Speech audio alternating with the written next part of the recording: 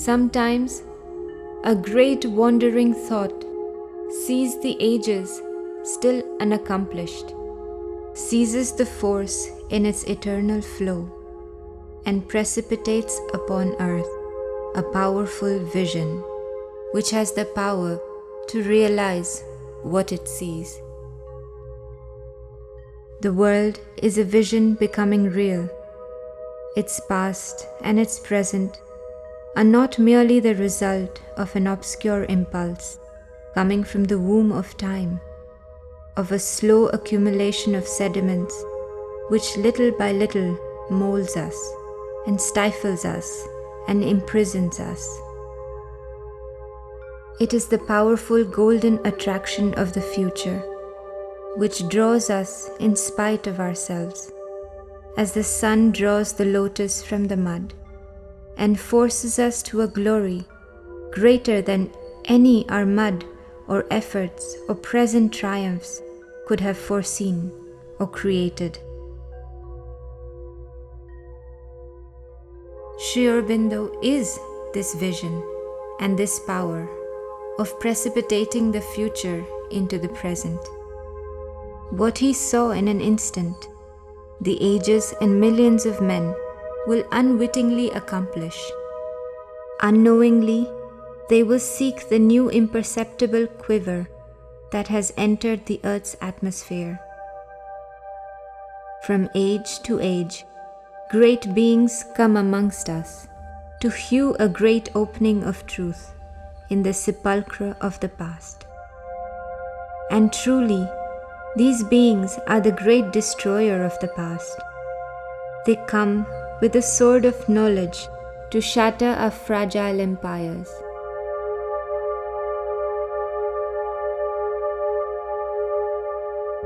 This year, we are celebrating Sri Aurobindo's 150th birth anniversary. Though he is hardly known to a handful of men, yet his work is discussed by philosophers, praised by poets. People acclaim his sociological vision and his yoga. But Sri Aurobindo is a living action, a word becoming real. And every day, in the 1,000 events that seem to want to rend the earth and topple its edifices, we can witness the first reflux of the force he has set in motion. At the beginning of the century, when India was still struggling against British domination, Sri Aurobindo asserted, "It is not a revolt against the British government that is needed. It is in fact a revolt against the whole universal nature. For the problem is fundamental. It is not a question of bringing a new philosophy to the world, fresh ideas or grand illuminations. It is not a question of making the prison of our lives more habitable or endowing men with ever more fantastic powers. We send rockets to the moon, but we know nothing of our own hearts.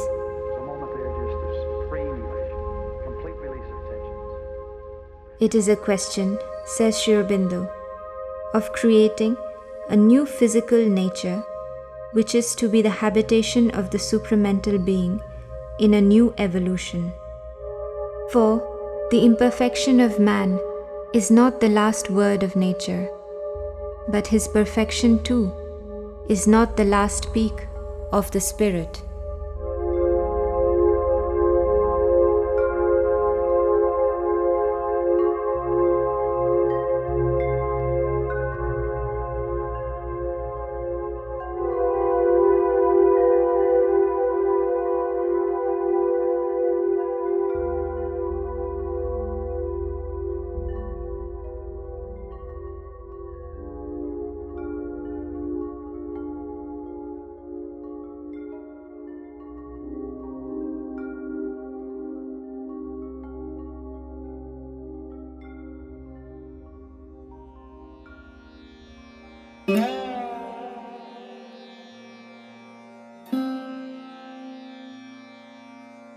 This was Calcutta, the 15th of August, 1872. At the time of the Brahma Muhurta, the sacred period of 48 minutes before sunrise, when people silently recite the sacred Gayatri mantra, the mother of the Vedas. But a new dawn was about to come when the sound of conch resounded in the ladies' quarters at 14 South Circular Road. Its deep resonance filled the morning air, announcing a new birth. A son was just born to Swarnalata and Krishna Dan Ghosh. Who knows what inspired Dr. Ghosh to choose the name Aurobindo for his third son? A name never heard before in Bengal. But it had a deep and beautiful meaning, for in Sanskrit, Aravinda means lotus, a flower that keeps its face turned towards the sun as it spreads its 100 petals to 100 sides.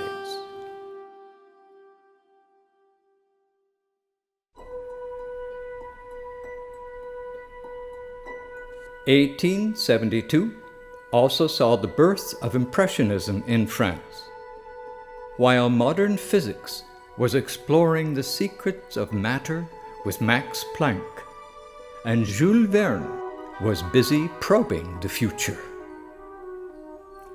Yet, Queen Victoria was about to become Empress of India, and the conquest of Africa was not even completed.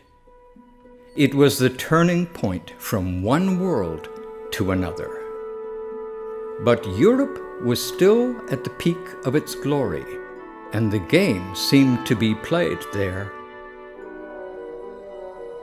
This is how it appeared to Dr. Krishnadan Ghosh, Sri Aurobindo's father, who had studied medicine in England and had returned to India completely anglicized. A man of strong character and energy, Dr. Ghosh was a tremendous atheist and a convinced Darwinian. He did not want his 3 sons, of whom Sri Aurobindo was the youngest, to be in the least contaminated by the retrograde mysticism that seemed to be bringing his country to ruins.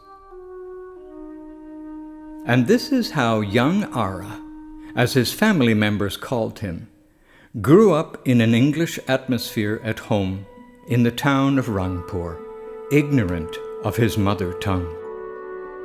But Krishnadan was also a gentleman with an extremely sweet heart.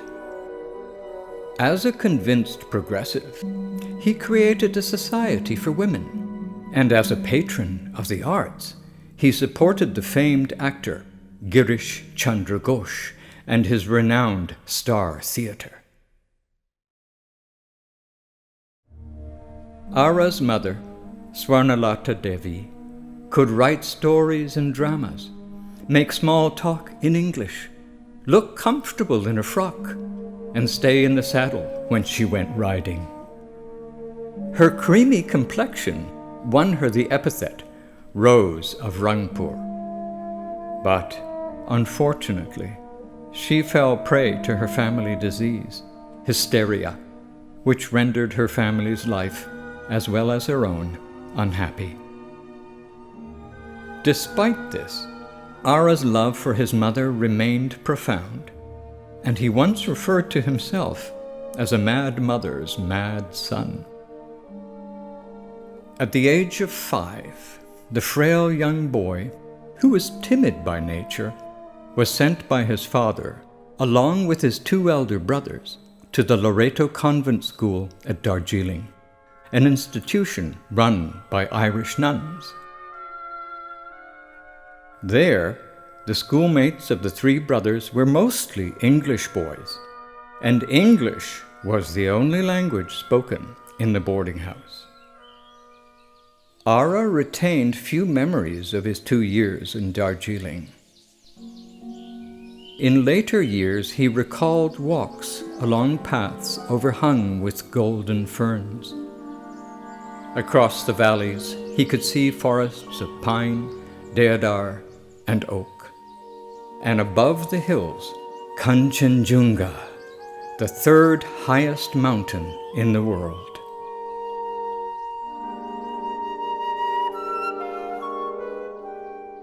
Another of his memories was a curious inner experience.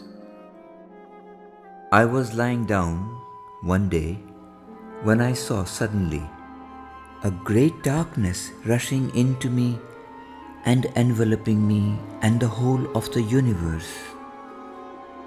After that, I had a great tamas or inertia always hanging on to me. This darkness would stay with him for the next 14 years.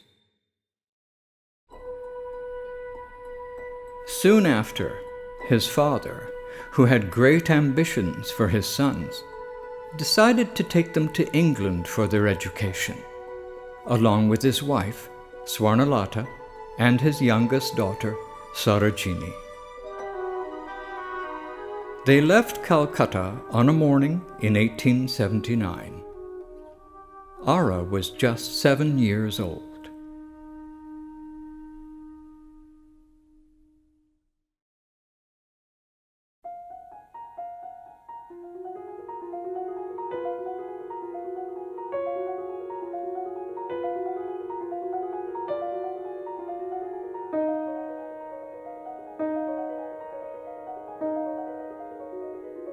The city of Manchester was then one of England's main industrial centres. Its dreary landscape was dominated by smoking factories and ugly cotton mills. This proud product of the Industrial Revolution, which sold its cotton all over the world, was built on the depths of human misery. And it is not hard to imagine the impression of this dismal, perpetually grey world must have made on young Ara, cast here after years in sun-bathed Bengal and Darjeeling's Himalayan scenery. I saw a world stripped of beauty. Mean and clumsy were the buildings or pretentious, and aimed at a false elegance. Miles of brick, with hardly a bit of green here and there. These are the cities.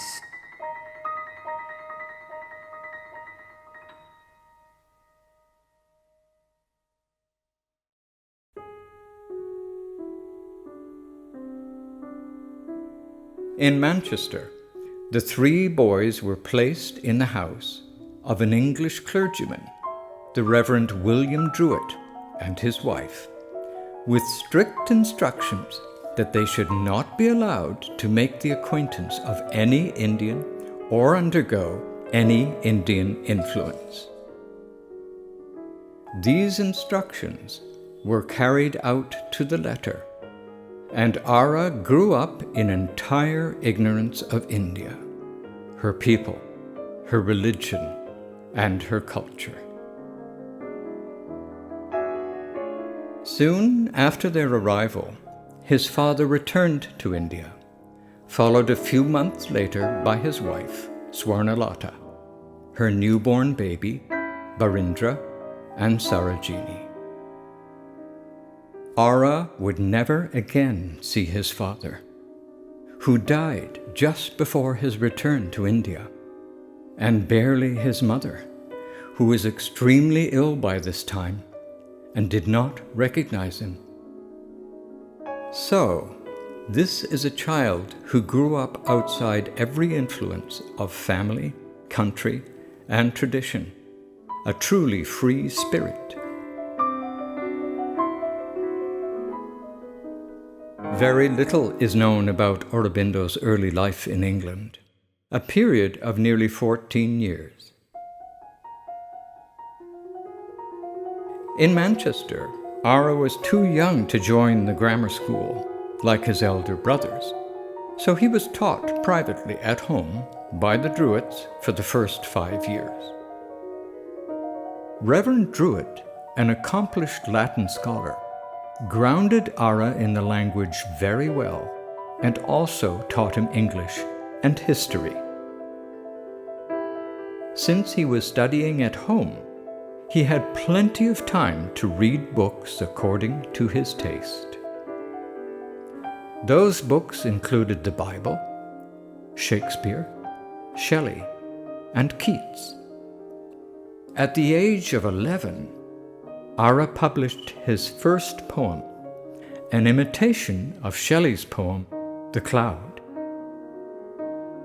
Another poem by Shelley that he loved was The Revolt of Islam, in which the poet told the story of a struggle for freedom set in a mythic East, but patterned on the French Revolution.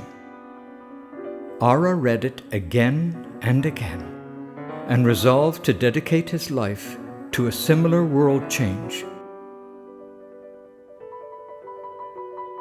At the age of 11, he strongly received the impression that a period of general upheaval and great revolutionary changes was coming in the world, and he himself was destined to play a part in it.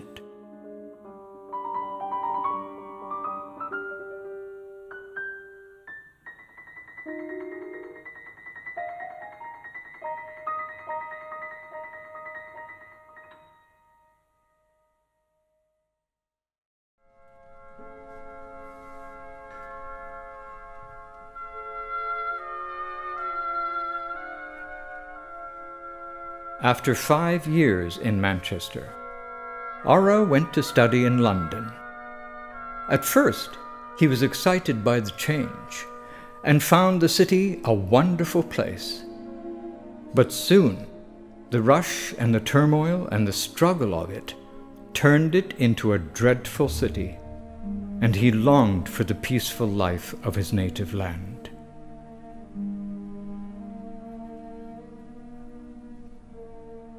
In London, Ara enrolled in St. Paul's School, one of the premier educational institutions of England. Its headmaster, William Walker, was so impressed by the aptitude of his young student that he personally coached him in Greek. 3 years later, Ara could skip half his classes and spend most of his time engrossed in his favorite occupation, reading.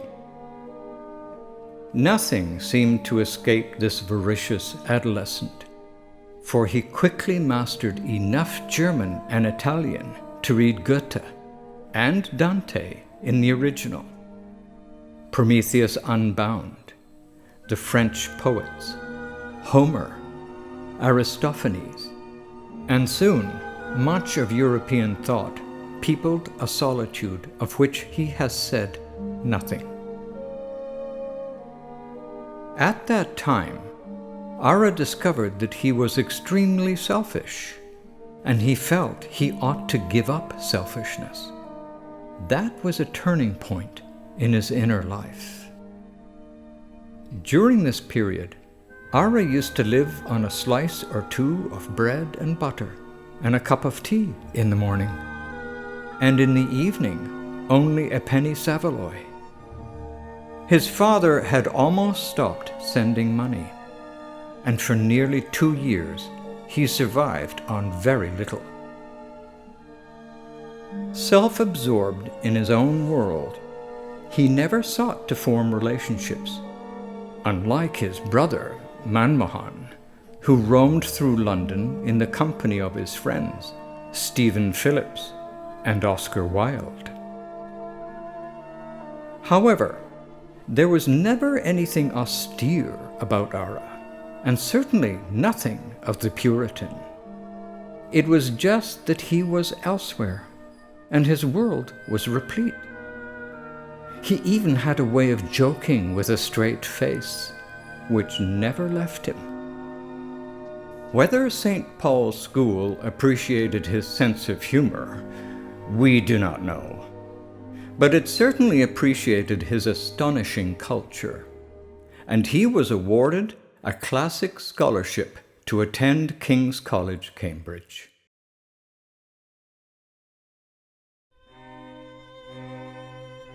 Aurobindo was now just 18.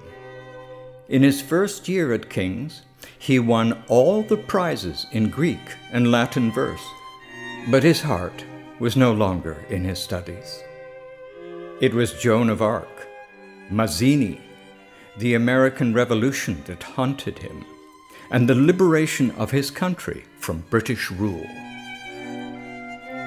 He became interested in Indian politics when his father began sending him a Calcutta newspaper, the Bengali, relating cases of maltreatment of Indians by Englishmen.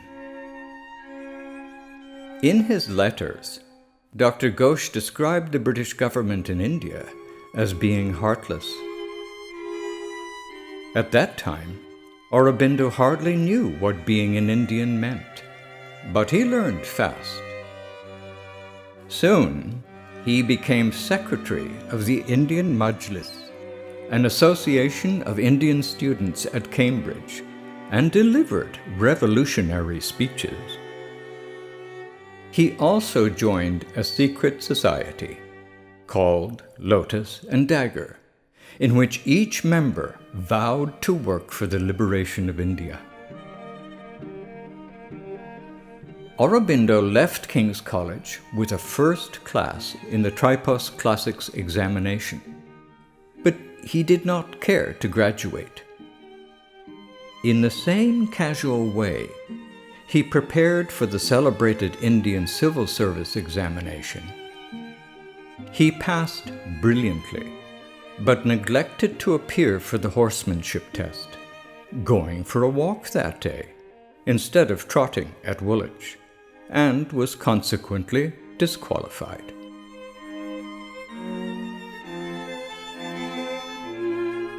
At that time, Aurobindo was an agnostic. The Bible was the only scripture he had been acquainted with in his childhood.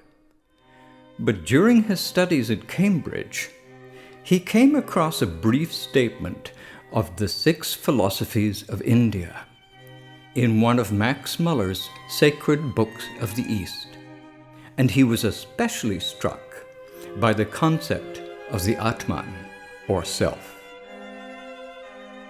This, he thought, might be the clue to the reality behind life and the world, and the Atman, the self, the true thing to be realized in life. Despite his limited contact with his motherland, he soon came to understand the unique value of her civilization. At the age of 18, he wrote, "Look at the India of Vikramaditya. How gorgeous was her beauty. How Olympian the voices of her poets. How sensuous the pencil of her painters. How languidly voluptuous the outlines of her sculpture. In those days, every man was marvelous to himself, and many were marvelous to their fellows. But the mightiest marvel of all were the philosophers." What a philosophy was that! For she scaled the empyrean on the winged sandals of meditation, soared above the wide fires of the sun and above the whirling stars, up where the flaming walls of the universe are guiltless of wind and cloud, and there, in the burning core of existence, saw the face of the Most High God.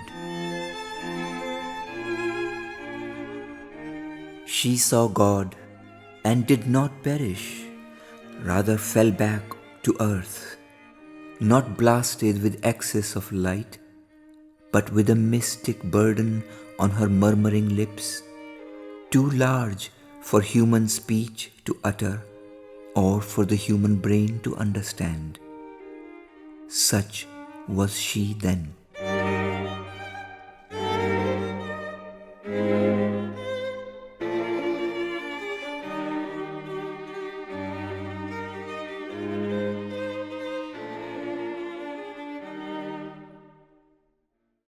When Aurobindo sailed back to India in January 1893, he was just 20. He had no position and no title. His father had just died, but the urge to deliver his country from the bondage of British rule was burning in his heart. After 3 weeks' voyage on the steamship Carthage, Aurobindo reached Bombay and set foot again on Indian soil. The darkness that had enveloped him in Darjeeling and always hung over him during his stay in England at last left him. And when he stepped ashore on the Apollo Bunder in Bombay, he was overtaken by a spontaneous spiritual experience. A vast calm descended upon him, a calm which surrounded him and remained for months afterwards.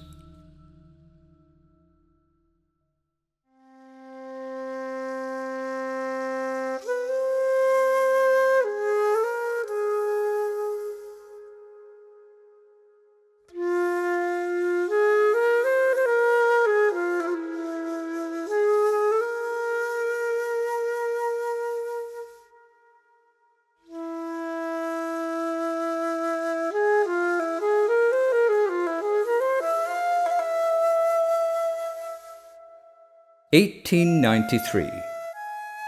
This was the year when Swami Vivekananda sailed to America to take part in the Parliament of Religions at Chicago, carrying with him the light of Vedanta. And this was the year Sri Aurobindo returned from the West. Of course, Aurobindo was not yet Sri Aurobindo, just Arvind Babu. From Bombay, where he just landed, he went straight to Baroda, where he had found a position with His Highness Sayajirao Gaikwad, the enlightened Maharaja of that princely state. He first worked in the Land Settlement Department, just to learn the ropes. Then, after a few years, he became a professor of French and English at Baroda College, before becoming its vice principal. The Maharaja, who had a high opinion of his intellectual abilities, also employed him as his private secretary. But from the beginning, it was the destiny of India that preoccupied Sri Aurobindo.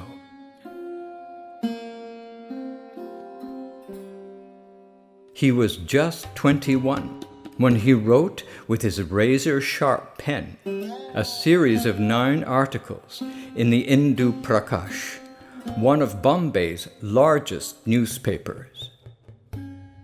Those articles, titled New Lamps for Old, created a real scandal, for he not only referred to the Queen Empress of India as an old lady so called by way of courtesy, but he urged his countrymen to shake off the yoke of the British rule. Trenchantly, he attacked the mendicant policy of the Indian Congress. No reforms, no collaboration was his motto, and his aim was to organize all the energies of the nation towards revolutionary action. This must have required some courage, for in 1893, Britain ruled over 1/3 of the world. But Sri Aurobindo had a special way of dealing with the problem. he laid the blame not on the English, but on the Indians themselves.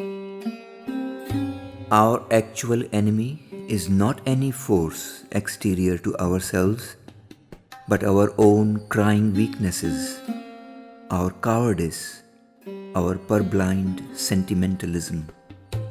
To play with baubles is our ambition, not to deal with grave questions in a spirit of serious energy.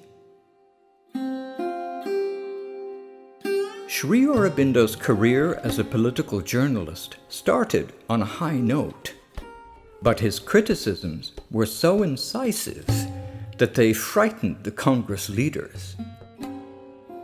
The Maratha leader, Mahadeo Govind Ranade, warned the proprietor of the paper that if this went on, he would be prosecuted for sedition.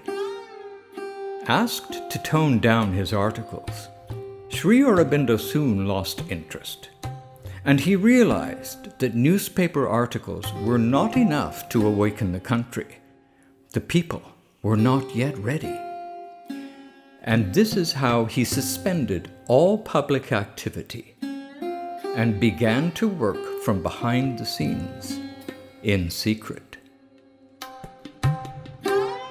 Besides working for the Gaekwad, Sri Aurobindo spent these years studying the conditions of the country and exploring the possibilities of a revolutionary uprising. At the same time, he engaged in the study of Bengali and Sanskrit, a language he learned and mastered by himself. This exceptional mastery opened to him the immense treasure house of Indian heritage. He read the Upanishads, the Gita, the Puranas, the two great epics, the Ramayana and the Mahabharata, the dramas of Kalidas, and much more. Suddenly, as ancient India revealed herself to his wandering vision, his soul caught fire, and strange things started to happen to him.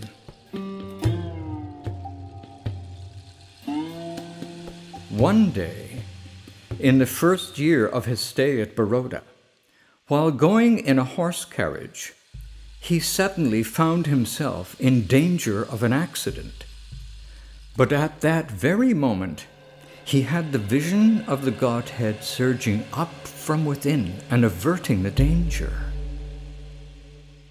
This was his second unexpected spiritual experience. Unexpected because at that time he had no direct knowledge of spirituality or interest in it.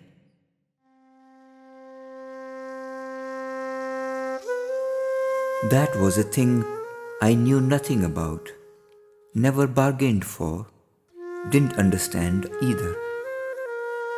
The agnostic was in me, the atheist was in me, the skeptic was in me, and I was not absolutely sure that there was a God at all. But since I set foot on the Apollo Bandar in Bombay, I began to have spiritual experiences which were not divorced from this world, but had an inner and infinite bearing on it, such as a feeling of the infinite pervading material space and the immanent inhabiting material objects and bodies.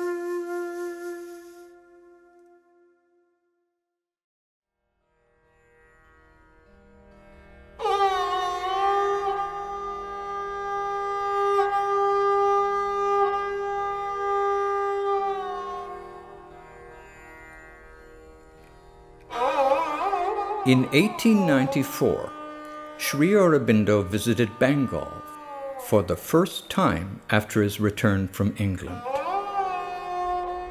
There, he met his mother, his sister Sarojini, and his younger brother, Barindra. It was their first reunion after more than 15 years. He also met his maternal grandfather, Rishi Rajnarayan Bose, and his uncles, aunts, and cousins. Rajnarayan Bose was then passing his old age in the peaceful retreat of Deogar. Sri Aurobindo must have felt a great affinity with him, for he was one of the makers of modern Bengal. In him was the whole spirit of Indian culture and manhood, a spirit that stood up and asserted itself against every form of alien domination, a spirit for which he was given the title Grandfather of Indian Nationalism.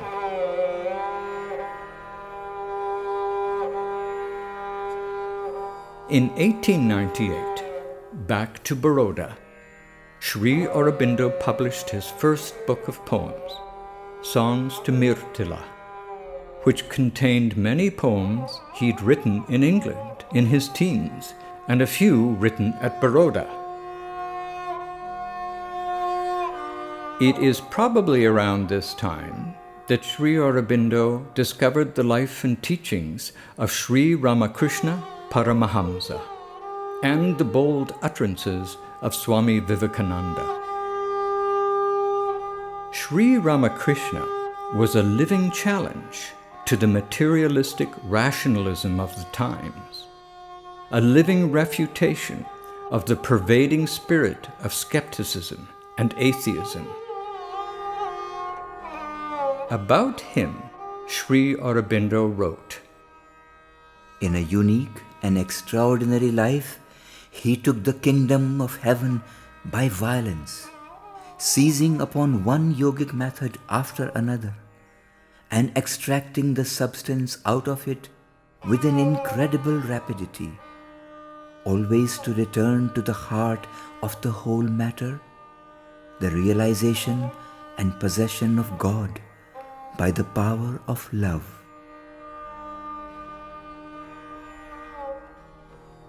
Year after year, Sri Ramakrishna relentlessly explored all the spiritual paths he found on his way, from yoga and Vedanta, to Tantra, Christianism, and Sufism, to finally discover that all these paths were leading to the same goal and experience, the realization of God, the ultimate reality, which alone can give man supreme fulfillment and everlasting peace. As he used to say, Yato mat, tato path, as many faiths, so many paths. For him, all was one, and the only aim of life was to meet with the divine consciousness, the only permanent reality. At that time, the influence of the sage of Dakshineshwar was strong all over the country, and it acted as a potent regenerative force in the Renaissance of India, setting ablaze the awakening spirit of nationalism.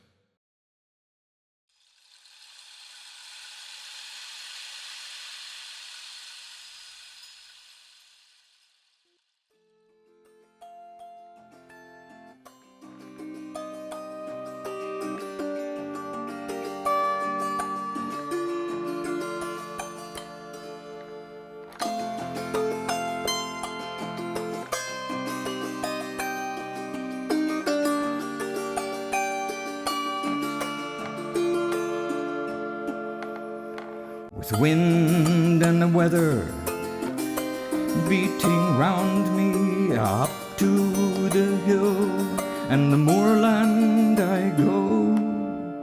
Who will come with me? Who will climb with me? Wade through the brook and tramp through the snow. Not in the petty circle of cities, cramped by your doors and your walls I dwell. Over me God is blue in the welkin, Against me the wind and the storm rebel. I sport with solitude here in my regions of misadventure, have made me a friend who would live largely, who would live freely here to the wind-swept uplands ascend. I am the Lord of tempest and mountain. I am the spirit of freedom and pride. Stark must he be, and a kinsman to danger, who shares my kingdom and walks at my side.